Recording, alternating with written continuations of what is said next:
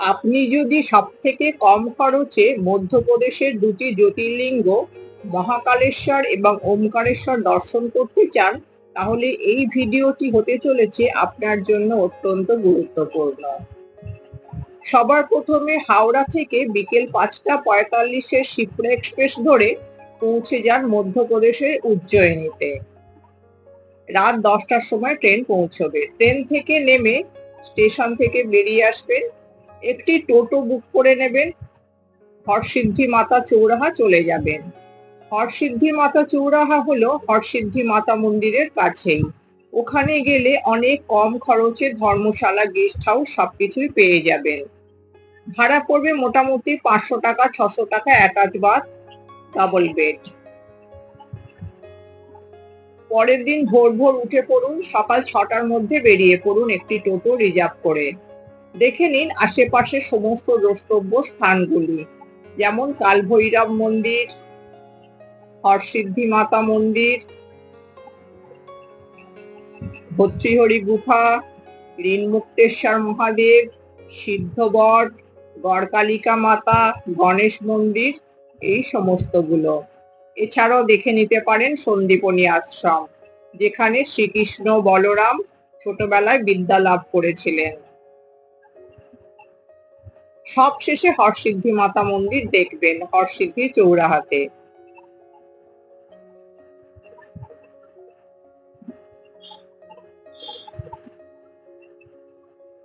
টোটো reserve করে গেলে ভাড়া পড়বে মোটামুটি 500 টাকার মতন। তাতেই সবকিছু আপনারা ঘুরে দেখে নিতে পারবেন।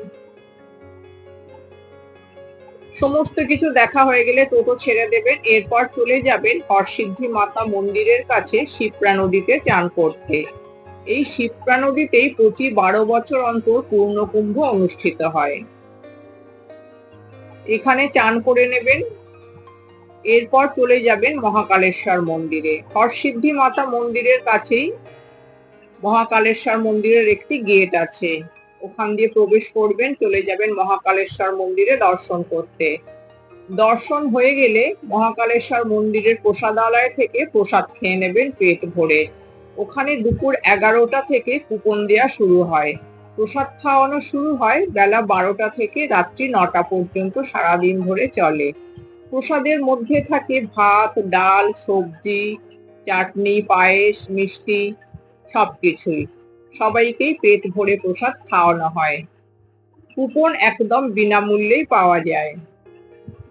প্রসাদ খাওয়া হয়ে গেলে ঘরে গিয়ে একটু বিশ্রাম নেবেন, এরপর বিকেলে বেরিয়ে পড়ুন শিপ্রা নদীতে আরতি দেখতে। শিপ্রা নদীতে আরতি দেখা শেষ হয়ে গেলে চলে যান হরসিদ্ধি মাতা মন্দিরের সন্ধ্যারতি দেখতে। শিপ্রা নদীর আরতি শেষ হলেই হরসিদ্ধি মাতা মন্দিরে আরতি শুরু হয়ে যায়।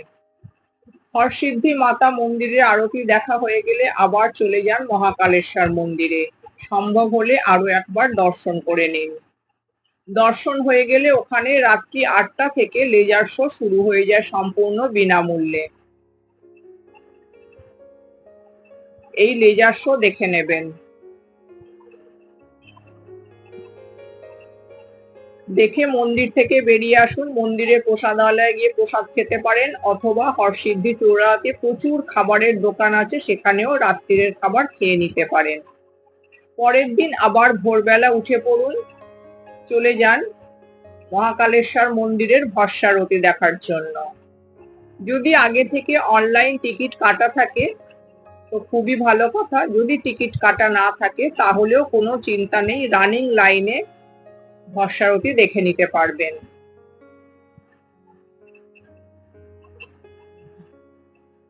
ভস্মারতি চলে ভোর 4টে থেকে সকাল 6টা পর্যন্ত। ভস্ম দিয়ে যে আরতিটা হয় সেই পার্টটা মোটামুটি 5টা থেকে হয়, 1.5 মিনিট পর্যন্ত চলে। ভোর 4:30 যদি লাইনে দাঁড়িয়ে যান তাহলে 5টার মধ্যে মন্দিরের ভেতর ঢুকে যেতে পারবেন এবং ভস্মারতি দেখা সম্ভব হবে, যেটা আমরা করেছিলাম। ভস্মারতি দেখা হয়ে গেলে বেরিয়ে আসুন, হোটেল থেকে লাগেজ নিয়ে চেক আউট করে নিন। মহাকাল মন্দিরের কাছ থেকেই বাস ছাড়ে ওমকারেশ্বর যাবার জন্য। বাস এবং ছোট গাড়ি দুই পেয়ে যাবেন একই জায়গা থেকেই।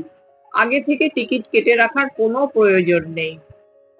বাসে যেতে সময় নেবে 4-5 ঘন্টা, ছোট গাড়ি নিলে আর একটু কম সময় লাগবে। বাসে ভাড়া পড়বে 280 টাকার মতন, ছোট গাড়িতে ভাড়া পড়বে 350 টাকা। ওখান থেকে চলে যান ওমকারেশ্বর মন্দির। ওমকারেশ্বর মন্দিরের কাছে গিয়ে গজানন মহারাজ আশ্রমে যদি ঘর পেয়ে যান ভালো, না হলে ওখানে আশেপাশে প্রচুর হোটেল গেস্ট হাউস আছে, 500-600 টাকার মধ্যে পেয়ে যাবেন। গজানন মহারাজের ডরমিটরি আছে, এছাড়াও রুম পাওয়া যায়, কিন্তু ফ্যামিলি রুম।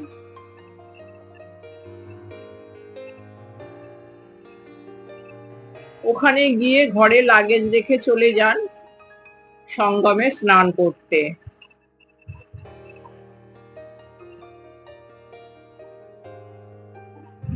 এরপর চলে যান ওমকারেশ্বর দর্শন করার জন্য। দর্শন করে এসে মন্দিরের প্রসাদালয় থেকে প্রসাদ খেয়ে নেবেন, কুপন মূল্য নেবে 30 টাকা। প্রসাদ খাওয়া হয়ে গেলে আপনারা নৌকা নিয়ে বেরিয়ে পড়তে পারেন নর্মদা ভবনে মাথাপিছু 100 টাকার বিনিময়ে। সন্ধেবেলা দেখে নিতে পারেন মামলেশ্বর মন্দির। ওখানে মামলেশ্বর মন্দিরকে জ্যোতির্লিঙ্গ বলা হয়, কিন্তু দ্বাদশ জ্যোতির্লিঙ্গের মধ্যে মামলেশ্বর পড়ে না। পরের দিন একদম ভোর ভোর উঠে পড়ুন, চলে যান আরো একবার ওমকারেশ্বর মন্দির দর্শন করতে, কারণ ভোরবেলা ভীষণ ফাঁকা থাকে মন্দির, খুব ফাঁকায় ফাঁকায় শান্তি করে আপনারা দর্শন করতে পারবেন, এবং ভোরবেলাতে বাবার মাথায় জল ঢালার ব্যবস্থাও থাকে।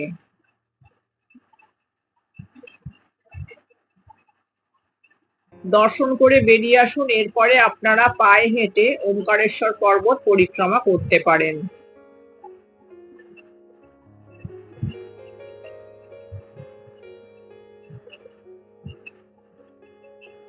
এরপরে আবার মন্দিরে প্রসাদালয় থেকে 30 টাকা মূল্যের কুপন কেটে নিয়ে প্রসাদ খেয়ে নিয়ে চলে যাবেন ওখান থেকে বাস স্ট্যান্ড। বাস স্ট্যান্ড থেকে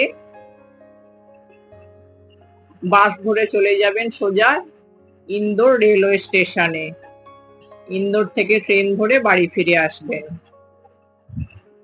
bus stand, Omkareshwar bus stand থেকে ইন্দোর রেলওয়ে স্টেশনে ভাড়া পড়বে 140 টাকা। 140 টাকা ভাড়া দিয়ে ইন্দোর রেলওয়ে স্টেশনে চলে যাবেন, ওখান থেকে ট্রেন ধরে বাড়ি ফিরে আসবেন। এইভাবে সব থেকে কম খরচে আপনারা মহাকালেশ্বর এবং ওমকারেশ্বর দর্শন করতে পারবেন। আমার পরবর্তী ভিডিওতে মহাকালেশ্বরের দর্শনের বিস্তারিত বিবরণ দেয়া থাকবে। আপনারা যারা এখনো আমার চ্যানেলটি সাবস্ক্রাইব করেননি, আমার চ্যানেলটি সাবস্ক্রাইব করে পাশে থাকার অনুরোধ রইল। আরো বিশদে জানতে আমার পরবর্তী ভিডিওগুলিতে চোখ রাখুন।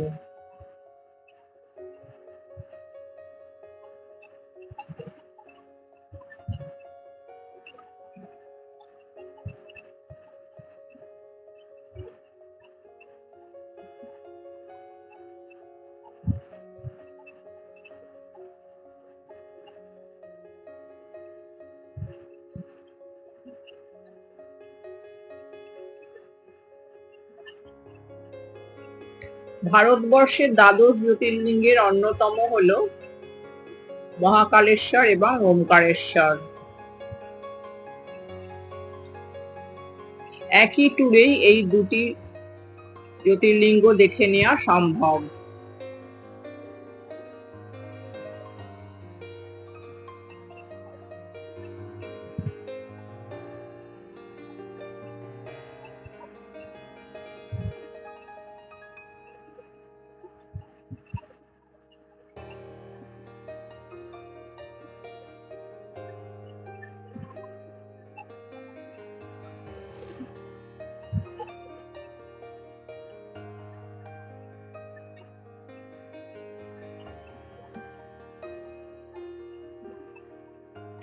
আমার পরবর্তী ভিডিওগুলিতে মহাকালেশ্বরে আমি কোথায় ছিলাম, ওমকারেশ্বরে কোথায় ছিলাম, সমস্ত হোটেলের নাম, ফোন নাম্বার বিশদে দিয়ে দেওয়া হবে।